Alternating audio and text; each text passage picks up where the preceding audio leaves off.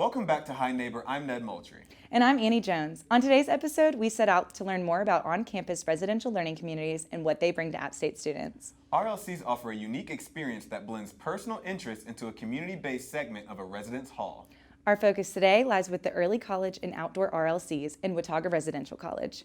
All of that and more as we discover new opportunities and experiences on campus. Join us as we say, Hi Neighbor.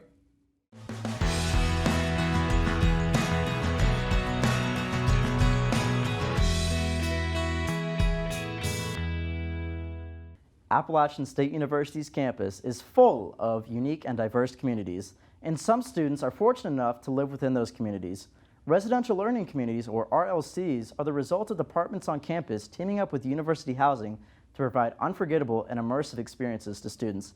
Here we have residential assistant Matthew Hippolyte to talk about the RLC that he helped keep afloat. Matthew, thank you for joining me today. Thank you for having me. Such a pleasure.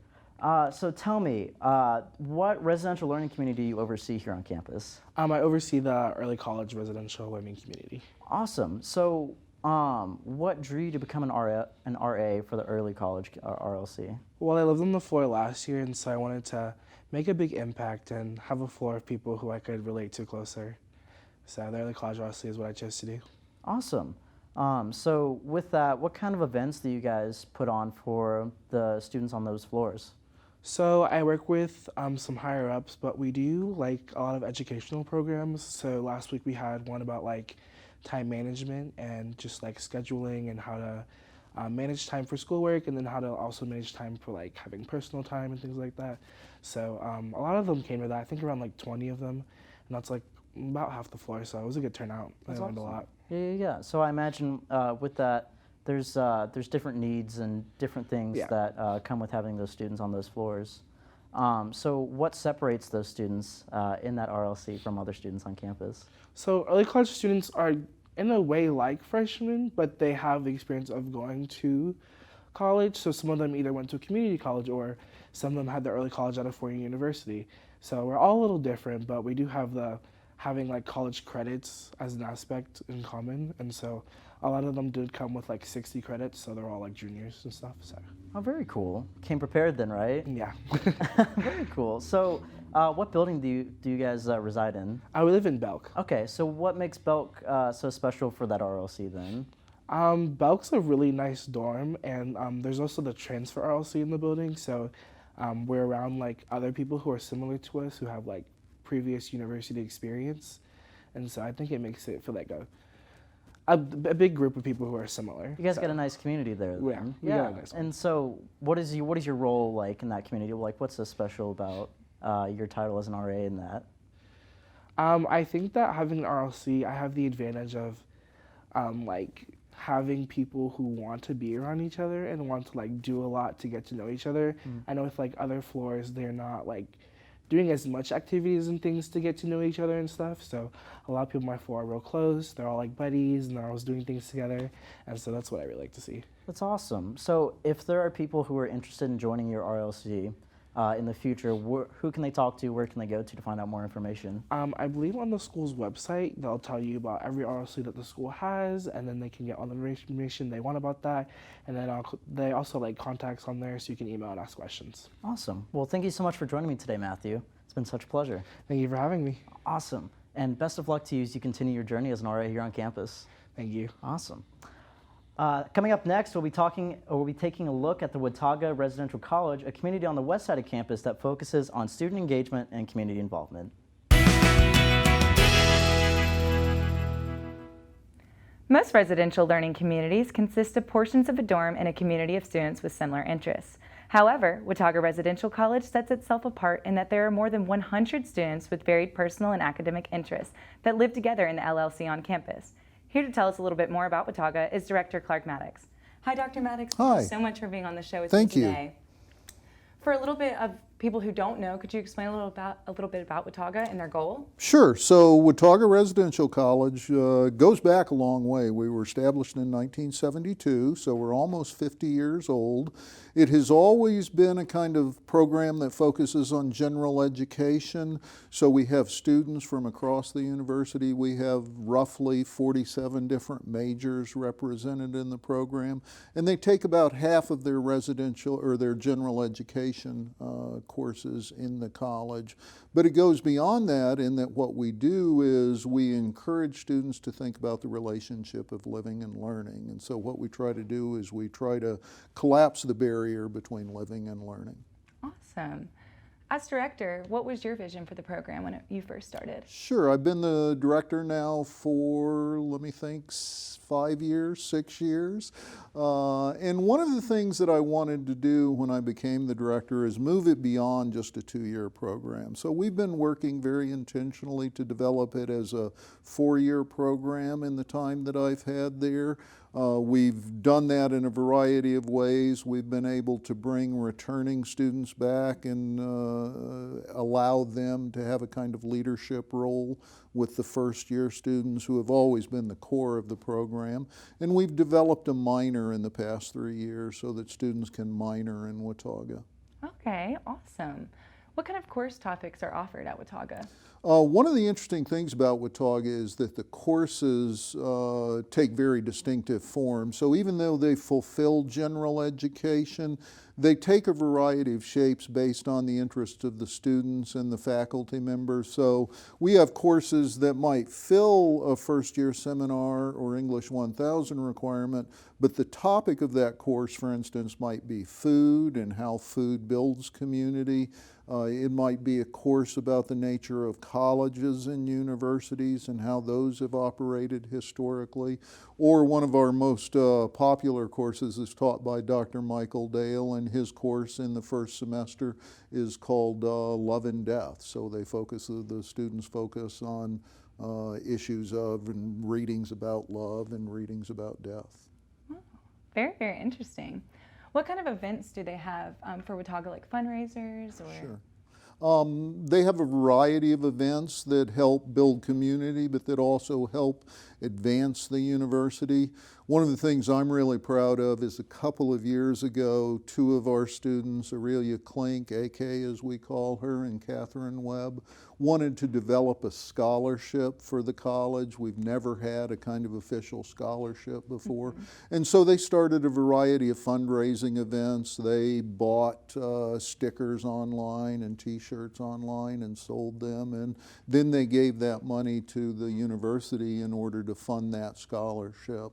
We do other things that will help sort of advance the college in those ways. But one of the things that really happens in terms of the events are the students get to sort of direct and dictate how we will build community, and we invest a lot of power and a lot of authority in the students so that they can determine how they want to develop the university. This year we've done things like movie nights. Every year it's becoming a tradition that the students will organize and conduct what they call a fall ball, and everybody comes from very formal dress to wearing pajamas to sort of masquerade. So it's really cool to see the students appear and dance and get together in a variety of ways. I really, really love that. What kind of long-term impact do you think Watauga has on students and professors? We have a tremendous retention rate. One of the real hallmarks of what we do is that students who enter Watauga are typically very successful. They're successful in the program, they stay in the university, and then as many students show, they become successful after they finish the program and go into their major fields and even afterward. So we've had students who've become Fulbright Fellows, we've had students who go to work for the Peace Corps, we've had students go on to top-rated national and international graduate programs. So I think that ability to sort of go away from Appalachian, go away from the program and demonstrate their success is one of the really important things we do. How can students find out more about the program? The watauga.appstate.edu website is a good way for students to learn about it. And I'm glad that you asked that because, again, in the past you've had to enter Watauga as a first-year student. Going forward, it's going to be open to more students, and so we would be very interested even in current students sort of looking at our website, looking at our material, coming and visit with us and see if we're a good fit for them.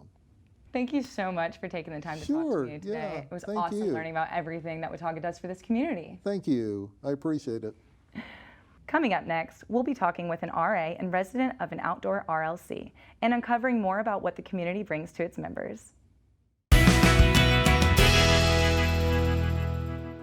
From the Blue Ridge Parkway to the Greenway just around the corner from campus, the Boone community shares a love of the great outdoors. Those who wouldn't feel the same without sunshine and soil have the opportunity to become a part of the outdoor residential learning community. Here with me today to share more about this RLC is residential assistant Nicholas Corbin and resident Kim Sharp. Hi guys, thanks for joining us for the show today. All right, thanks for having us. Of course. So, Nicholas, can you tell about where your RLC is located and what you guys do? The outdoor RLC is located on the 7th floor of Cannon Hall, and we do just your typical community building that happens on every floor with all RAs, and then we also do activities specific to the focus of this RLC, which is outdoors. So we do various trips outdoors, like hiking, camping. They just did a whitewater rafting trip yesterday that they all really enjoyed, and just really try and tailor to their particular interests. Okay. So what do you guys do at the RLC? So the RLCs all take a specific freshman seminar class together. So that's one of the first things that happens is they all take a class together, and they all live on the same floor together to help foster community. And they go on various trips, like just yesterday they went on a whitewater rafting trip for the whole day, and we're also going to do like a couple other events throughout the year. Okay. And Kim, as a resident at the RLC, what are some of the hobbies you'd say you guys kind of just do on the daily, you know, pastime, stuff like that? Even if they're not planned throughout the class or the residential learning community, we just go out camping. Like this weekend, we're all going to go climbing and camping together, and it's not part of the class or the RLC. Okay. And Nick, just because we know we have the whole indoor-outdoor aspect of it, what are some of the indoor events and some of the outdoor events? So a lot of the indoor events are really focused on fostering the community, like on the floor, and that also goes along with the students that aren't in the RLC but also live on the floor. So it's a lot of just community building, making sure everyone's getting to know each other, having people to lean on, because that's a big part of the RLCs is having people with similar interests that help you get through that first year of college away from home and that freshman experience. And obviously you're an RA. I remember my freshman year, we loved our RA, but he was bad at his job. So I think that's kind of why we liked him, because he was never around. So what really drew you to be an RA? What was it? Well, freshman year, I really loved my RA too. Shout out to Emily Cluin. She graduated now, but she was great. I was actually in the Service and Leadership RLC my freshman year, and I just loved the experience. I loved just being on the floor with all these people that of like minds, and I knew that if I lived in a dorm again the next year, I was gonna like want to get to know the people on my floor and actually care about them and be there for them. So I'm like, might as well be there in a room where I can at least have a room to myself, but still be able to do all these things and really help freshmen have as good of an experience I had, just like my RA gave me. Exactly. That makes so much sense, because, you know, I love my RA, John. He was great. He was amazing. Love him so much. And Kim, just to ask you, we were talking off camera about, you know, smoothies, but being a resident, what is something you love about your RA? Just if you had to give him one little compliment, what would it be? You can easily talk to him. He can walk into the lobby and they'll be playing Uno. He'll just jump right in. He's just very easy to talk to, and he gets along with everybody very well. And win. Awesome. Yes. It's just a great place, great community. I just love the atmosphere of you guys, the energy. I'm sure just everyone there, I'm sure it's like a family, like a big family knit kind of thing. And that's how I felt. I lived in Coltrane my freshman year, but that's just kind of the vibe that I'm getting from you guys. So if I could ask one last thing, the relationship between your floor, how would you kind of describe that? Like, how do y'all mesh together? So every year it's a little different, because it's different people every year. Last year only about half the floor was the RLC, but this year we have a greater number, so it's over 3/4 of the floor. So like I said earlier, like the whole idea behind them is everyone has similar interests, and that really helps them connect and do stuff outside of the dorm room. But one thing that this group's done really well with, and that I really pushed for them to do at the start, is incorporate those kids that aren't necessarily part of the RLC. Because a lot of the reason people go to App State is they like the outdoors. Okay. A lot of people that are in the outdoor RLC already know about the outdoors, so like they've done a really great job of even bringing in the people that aren't in the RLC and taking them to experience the things in Boone that they might not know how to do without their help. Yeah. Do y'all have any exciting events or anything planned coming up soon? Anything like that? Yeah, like they're doing one outside. They're going camping like without me and any of that kind of planning. But we're also going to be doing a hiking trip here in a few weeks. We also are going to plan to do snowboarding and skiing here once the snow finally hits us instead of this 80-degree weather. And it will, very hard. Eventually. Yeah. So yeah, just various things like that. Trying to get them belay certified at the rock climbing wall as well, so they can go without me. Awesome. Yeah, for real though. One last question: how can someone become a resident for the RLC? So the way you become a resident for the RLC or outdoor one or any of the others is when you're a freshman, during your application process, there's a specific tab that you go to, and you kind of just fill out basic information about yourself. You list your top 3 choices about like which of the RLCs you want to be in, and then you answer another set of questions more particular to your top choice and say, why do you want to be in this particular RLC? Why do you think you'd be a good fit? Awesome. Thank you guys so much, No of problem. course, for Thanks for having speaking. us. Oh, of course, of course. Thank you, Nicholas and Kim, for joining us today. Your passion for the great outdoors proves that you both made the right choice with the RLC. Coming up next, we have a special event of the week that you won't want to miss.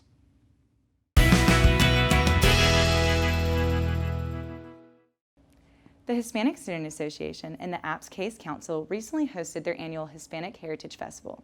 The festival is an annual celebration of Hispanic culture through delicious foods, music, games, and special guests. Let's take a look at what our host Laird Davis found out at our event of the week, and a very special guest poet he had the opportunity to speak with. Hey there, I'm here with Brenda Valdez, who is the PR officer for HSA. Thank you for being with me, Brenda. Yes, of course. Thank you. So can you tell me a little bit about what HSA is and what they do here on campus? So HSA is really just an organization for students who identify as Hispanic or Latinx or are interested in like Hispanic or Latinx culture, and it's kind of just an organization for them to feel comfortable and find people who are just like them, because in a school like App State that's predominantly white institution, it's important for us to have our community of Hispanic and Latinx students. And so you're doing this special festival in honor of Hispanic Heritage Month, but what other kinds of events does HSA put on? We do a lot of different things. Currently, we're planning for homecoming, so we're going to take part in that, do lip sync. We're like constantly working to make sure we have events for our students. And Hispanic Heritage Month, it runs from September 15th to October 15th. What is the significance of this month to you? To me, it's just, to celebrate your Hispanic heritage, to acknowledge those who have ancestors from Spain or from South America, Central America, and just to acknowledge the great things that they've done for our country, for the United States, and just to reflect on where you came from, basically. And so people have been having a lot of fun at this event so far. What has been your favorite part, or what are you looking forward to in the rest of the night? I think my favorite part was probably I loved having Denise. She was such a great speaker, but I think I also liked the jalapeno eating contest. Watching people suffer was kind of funny, so I think that was probably my favorite. Yeah. I wish I could have taken part, but being on camera has its limitations. Yeah. Anyway, thank you so much for joining me. Yes, thank you. Thank you guys for doing this piece on HSA.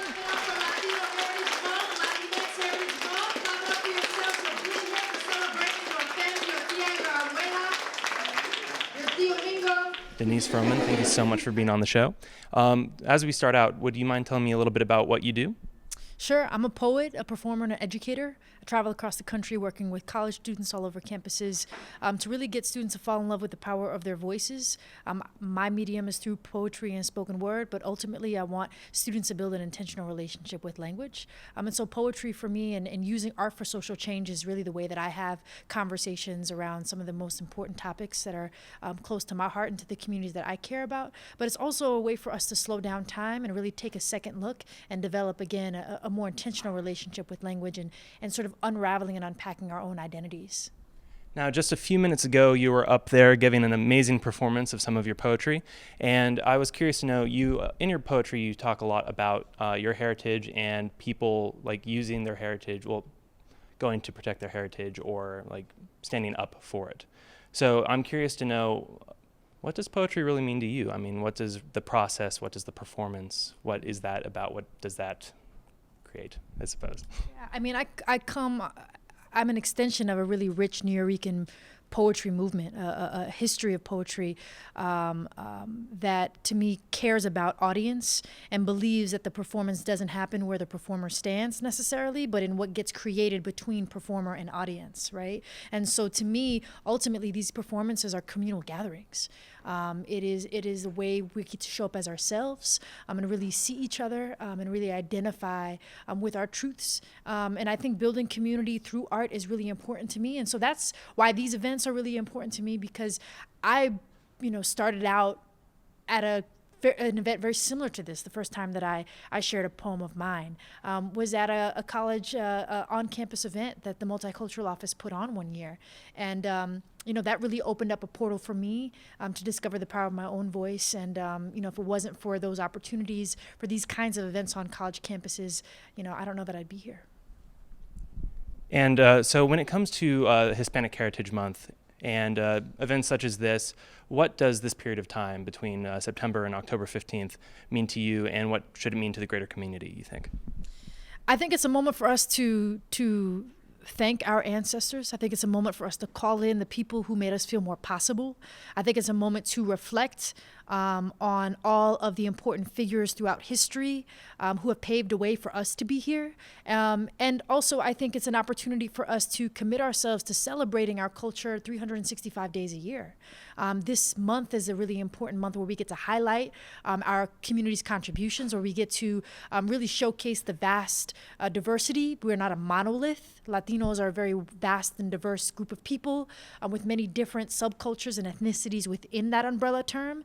And so for me, I think it's a really important month for us to, again, highlight all the wonderful and important contributions that we've made, but also commit ourselves and dig into the historical struggles that have made us more possible. When it comes to poetry, starting out especially, it's really hard. As speaking from personal experience, you have to open yourself up to vulnerability and being willing to share that kind of stuff. And I can only imagine what that's like when you are female, person of color, or LGBTQ, and how complicated and how difficult that can be for some people. I was just curious if you might have any words of advice for those people out there who are aspiring to become poets, but are maybe just afraid to step out there onto the stage for the first time. Sure. I think if you're nervous, it means you're doing it right. I think that it means that you care about what you're writing about, so much so that your body is having a physical reaction.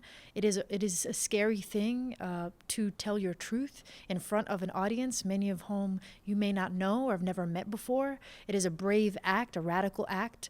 I believe a radical act of liberation, to not become a smaller version of yourself and to step into your skin and your truth. And for me, I stepped to stages, the first time I came out was in a poem on stage before I told my family members, because I knew that if I could stop lying on stage, I could stop lying in my real life. And so poetry propelled me to live a more truthful life and gave me the strength that I didn't have. And when I say poetry, I also mean, and especially mean, the community that poetry brings and has brought into my life. All right. Well, I am just so honored to have the chance to talk to you. I respect you immensely for being out there and representing your community and delivering some amazing poetry as well. So once again, thank you so much, Denise. Thank you.